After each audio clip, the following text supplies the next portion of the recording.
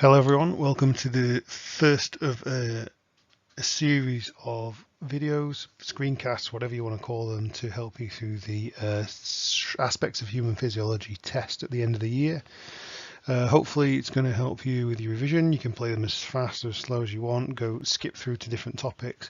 I'll put in different questions in there to help you, and when there is a question you can pause it, carry on and find out whether you're correct or not. So use them to help you learn as much as possible.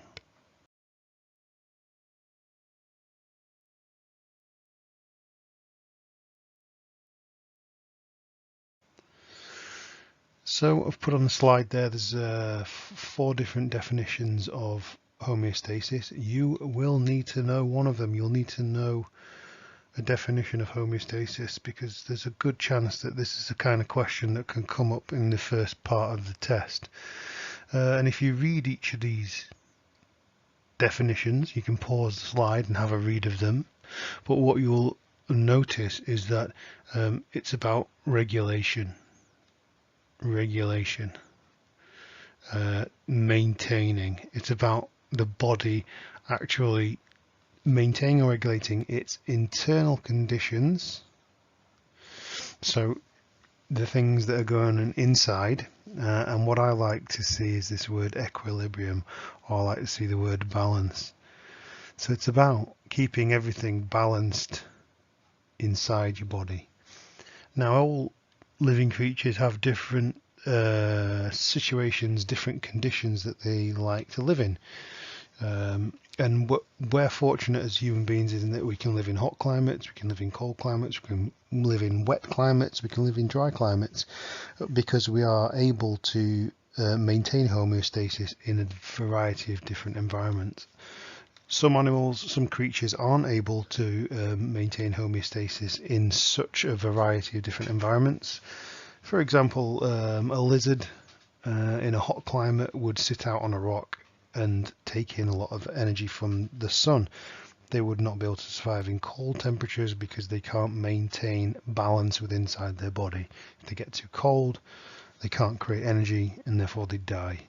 So homeostasis refers to a heck of a lot of things that we're going to learn. In fact, all of the things we're going to learn in this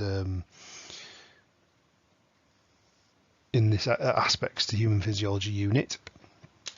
And indeed, anytime that a human being goes outside of homeostasis, so if we go outside of this balance, and if we have sort of the weighing scales go one way, then this is when you as health professionals often will step in, and doctors, physios, things like that will step in and do something to try and readdress the balance and make sure everything is tickety-boo.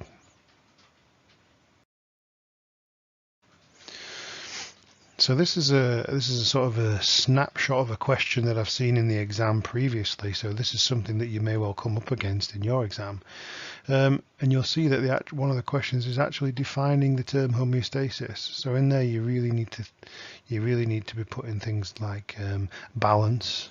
That's certainly the key word. Maintaining or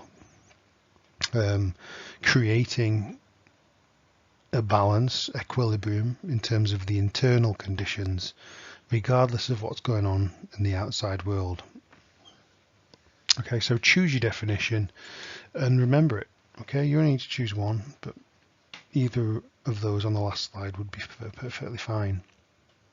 Now the question progresses into another sort of side topic, which would be explain the meaning of the term internal environment. So this second question stupidly gives you a clue of what to write in the first question. So even if you didn't know what homeostasis was, you might be able to use this term to sort of forge an answer. But what do you think it means by the internal environment, and what would they be looking for in terms of this question? You can pause the video if you want to, if you think about it. But the answer really would be that the internal environment is fluid. We're made of a lot of fluid, and we're made of cells. So it's basically the internal environment refers to the water-based environment which the cells of the body exist. Now, the fluid that the cells exist in is something called the interstitial fluid. And that's what the cells are sort of bathed in between obviously our skin and everything else.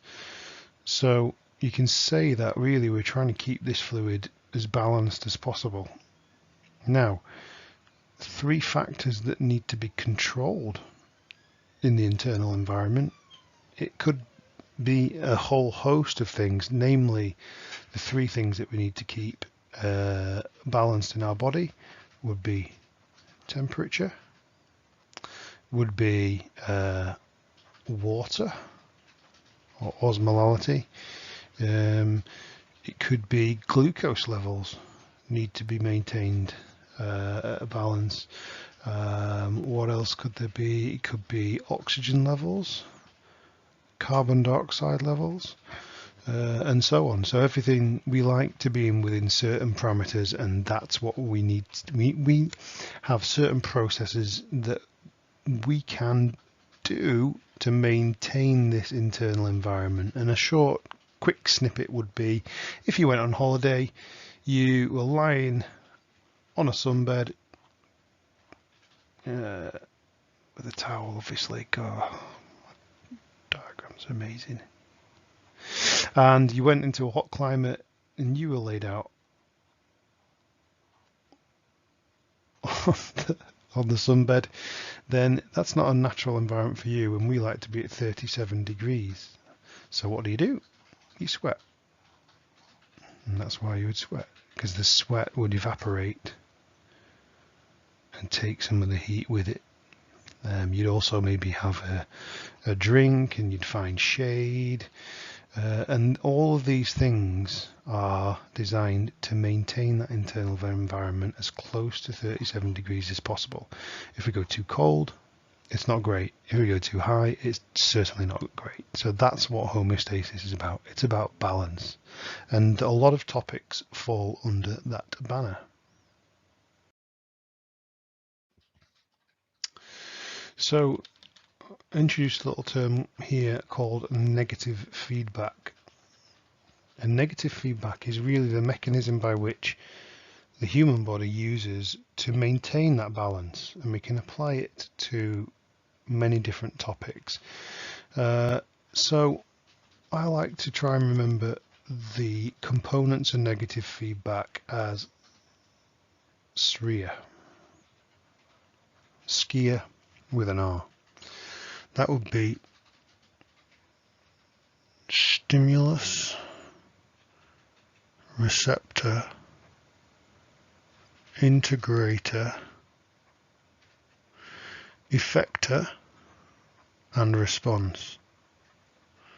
And well, let's use the thermostat or the central heating in your home as an example. So let's set the thermostat here at a set level, let's say 20 degrees. And during the night time, your temperature of your house will drop.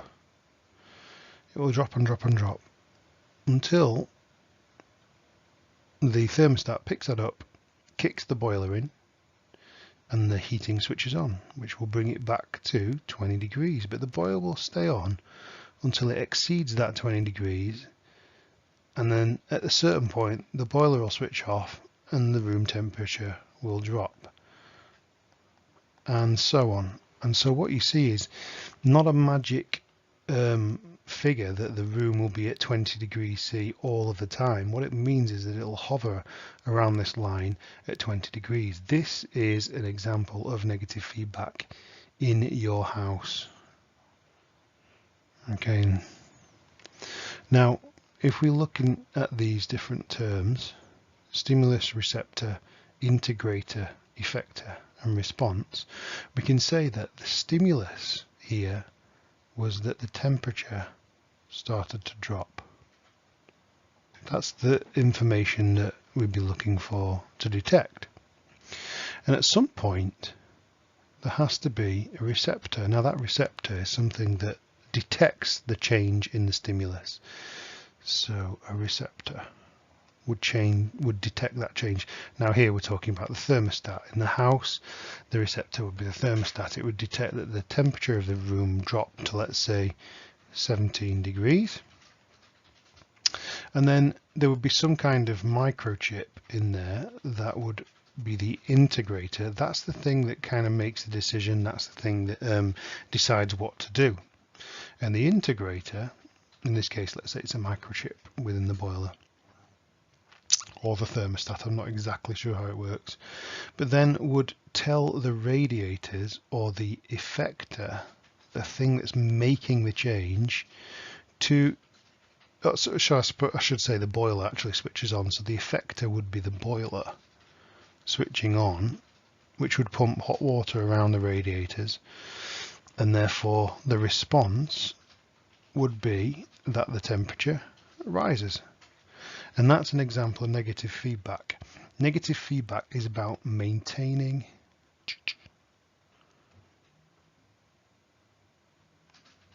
a set point. In this case, the set point is 20 degrees. So this negative feedback loop is about maintaining a 20-degree set point. So when the temperature of the room dropped to 17 degrees, that was a stimulus.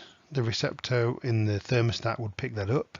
It would be, something would tell the boiler, which was the effector, so the thing that made the decision with the integrator, would tell the effector, which would be the boiler, to turn on, and the response would be that the temperature would increase. And if we follow this line, exactly the same would happen. So the stimulus would be that the temperature gets too hot because the boiler is still left on.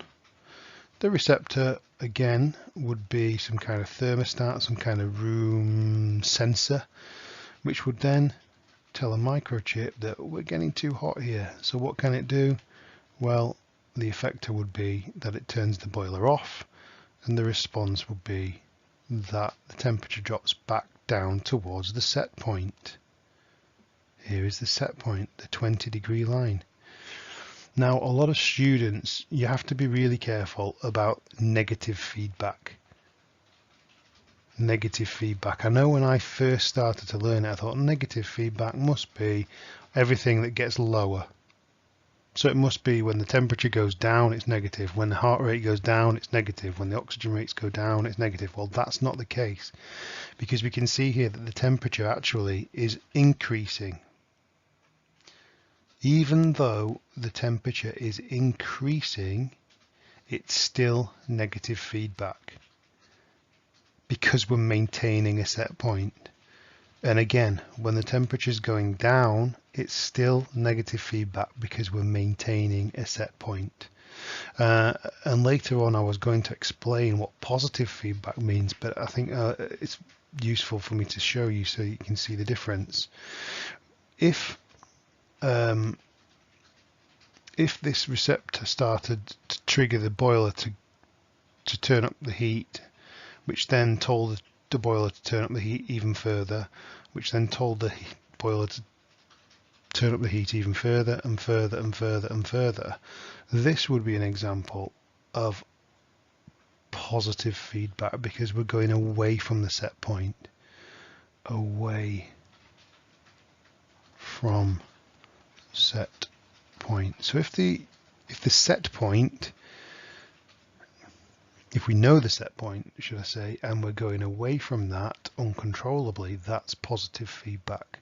So notice here the response is going towards the set point. Notice here the response is going towards the set point, so we have negative feedback. And that is the difference. Hopefully that makes sense.